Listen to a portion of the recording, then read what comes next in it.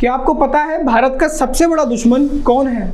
क्या आप जानते हैं वो कौन है जो नहीं चाहता कि भारत भी विकसित देशों की ओर श्रेणी में आगे बढ़े? पूरी दुनिया ये बात हमेशा से मानती आई है कि भारत ने दुनिया को गांधी और बुद्ध दिया, यानी कि हमारी जड़ों में ही शांति और मित्रता रची बसी है।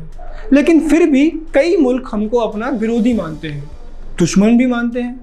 भारत भी उनके व्यवहार पर, विचार पर पूरी नज़र रखता है, लेकिन जब दुश्मन हितैषी बनकर हमला करे तो थोड़ी मुश्किलें बढ़ जाती हैं। क्या आप जानते हैं किस वजह से भारत का व्यापार अधिक देशों तक नहीं पहुंच पा रहा है? ये दुश्मन कोई देश नहीं है, कोई व्यक्ति नहीं है, बल्कि एक बहुत बड़ा संगठन है। इस संगठन का नाम है वर्ल्ड ट्रेड ऑर्गेनाइजेशन, यानी WTO। आज बात करेंगे कैसे WTO भारत की तरक्की में रोड़ा बन रहा है। WTO में यूरोपीय संघ सहित 164 सदस्य देश शामिल हैं। अगर तसल्ली से बात WTO की करें तो ये संगठन पूरे विश्व में देशों के बीच होने वाले ट्रेड और व्यापार को नियंत्रित करता है। इस ऑर्गेनाइजेशन के कुछ रूल्स और रेगुलेशंस बनाए हुए हैं, जिनके तहत हर देश को दूसरे देश से व्यापार करना होता है। बड़ी और याद रखने वाली बात यह है कि कहने को ये ऑर्गेनाइजेशन अनबायस्ड है, लेकिन इस बात में कितनी सच्चाई है ये आपको पूरी वीडियो देखकर समझ में आ जाएगा। भारत का WTO से पुराना विवाद रहा है। ये विवाद है भारत में किसानों को दी जाने वाली सब्सिडी और रियायतों को लेकर। हाल ही में ऑस्ट्रेलिया, ब्राज़ील और ग्वाटेमाला ने WTO में अपील की है कि भारत का किसानों को सब्सिडी दिया जाना गलत है। भारत किसानों को सब्सिडी देकर उनसे कम दाम पर अनाज खरीदता है और वैश्विक स्तर पर अनाज के दाम गिराता है।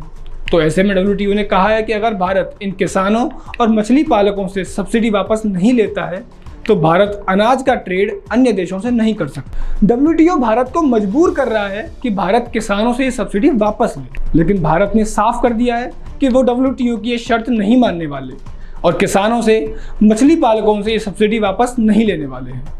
अब इस बात से ऑस्ट्रेलिया और ब्राज़ील खिंच गए हैं।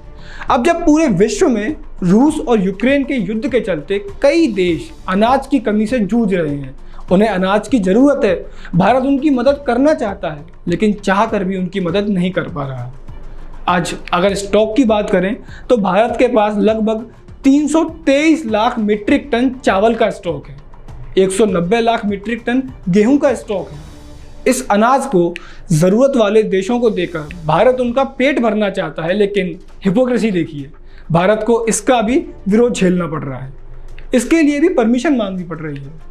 खुद को अनबायस्ड कहने वाला WTO उस टाइम कुछ नहीं बोलता है जब अमेरिका अपने किसानों को भारत से 150 गुना ज़्यादा सब्सिडी देता है। उस समय WTO में कोई अपील नहीं आती है जब यूरोप अपने किसानों को भारत से 20 गुना ज़्यादा सब्सिडी देता है। अमेरिका और यूरोप द्वारा अपने किसानों को भारत से कई गुना ज़्यादा सब्सिडी दिए जाने पर भी इन पर कोई रिस्ट्रिक्शन नहीं है, कोई रोक नहीं है।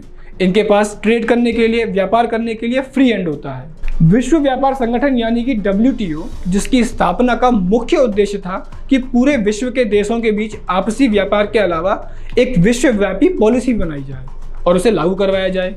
लेकिन हाल ही में जैसा माहौल इस संस्था में नजर आया है, उससे इसकी कार्यप्रणाली और मंशा पर सवाल उठना लाजमी है। अब भारत जैसे विकासशील देश अपना हित किसी संस्था के भरोसे नहीं छोड़ सकते। क्या लगता है आपको? क्या है आपकी राय WTO के इस रवैये के बारे में? हमें कमेंट सेक्शन में जरूर बताइए और देखते रहिए सेंस इंडिपेंडेंस। रावेश गुप्ता को दीजिए इजाजत। नमस्कार।